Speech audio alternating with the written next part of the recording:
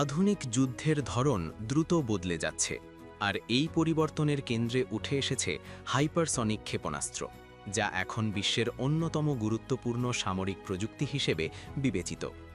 শব্দের চেয়ে অন্তত ৫ গুণ বেশি গতিতে চলতে সক্ষম এই ক্ষেপণাস্ত্রগুলো অত্যাধুনিক আকাশ প্রতিরক্ষা ব্যবস্থাকেও চ্যালেঞ্জ ছুড়ে দিচ্ছে। ফলে যুক্তরাষ্ট্রসহ বিশ্বের শক্তিধর দেশগুলো হাইপারসনিক প্রযুক্তি উন্নয়নে বিলিয়ন বিলিয়ন ডলার বিনিয়োগ করছে।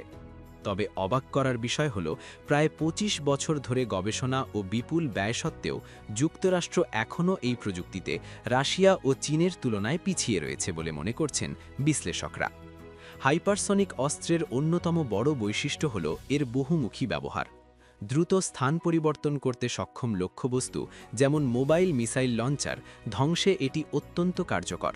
যেখানে প্রচলিত বিমান হামলায় লক্ষ্যবস্তু নির্ধারণ কঠিন, সেখানে হাইপারসনিক ক্ষেপণাস্ত্র খুব অল্প সময়ের মধ্যে নির্ভুল আঘাত হানতে পারে।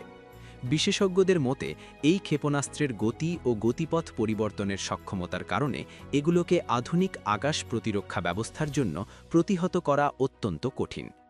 যুক্তরাষ্ট্রের প্রতিরক্ষা বিভাগ দীর্ঘদিন ধরেই দ্রুত ও নির্ভুল আঘাত হানতে সক্ষম একটি কার্যকর হাইপারসনিক অস্ত্র ব্যবস্থা তৈরি করার চেষ্টা করছে, কিন্তু বেশিরভাগ প্রকল্প এখনও পরীক্ষামূলক পর্যায়েই রয়েছে, পূর্ণাঙ্গভাবে মোতায়েন করা সম্ভব হয়নি। এরই মধ্যে বাজেট সংকট নতুন চ্যালেঞ্জ হিসেবে সামনে এসেছে।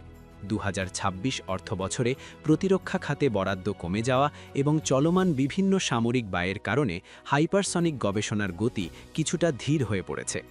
অন্যদিকে রাশিয়া এই ক্ষেত্রে উল্লেখযোগ্য অগ্রগতি অর্জন করেছে।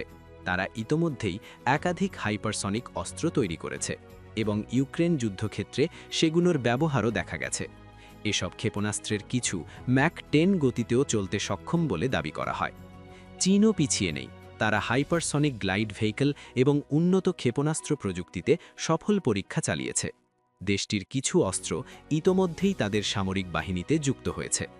বিশ্লেষকদের মতে চীনের DF-17 এবং DF-27 ধরনের ক্ষেপণাস্ত্র প্রশান্ত মহাসাগরীয় অঞ্চলে মার্কিন সামরিক উপস্থিতির জন্য বড় ধরনের চ্যালেঞ্জ তৈরি করছে।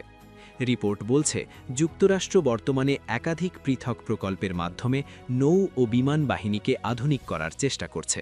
তবে নিজেদের বাহিনীগুলোর মধ্যে সমন্বয়ের অভাব এবং প্রতিযোগিতা উদ্ভাবনের গতিকে কিছুটা বাধাগ্রস্ত করছে।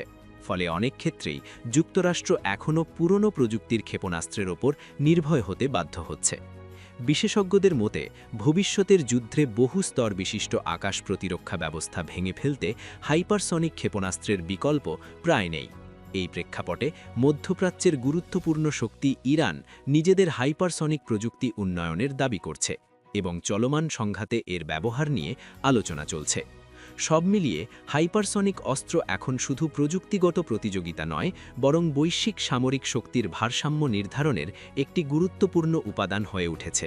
তবে বিশেষজ্ঞরা মনে করছেন, এই প্রতিযোগিতায় যুক্তরাষ্ট্রকে এগিয়ে যেতে হলে আরও সময় ও সমন্বিত প্রচেষ্টা প্রয়োজন।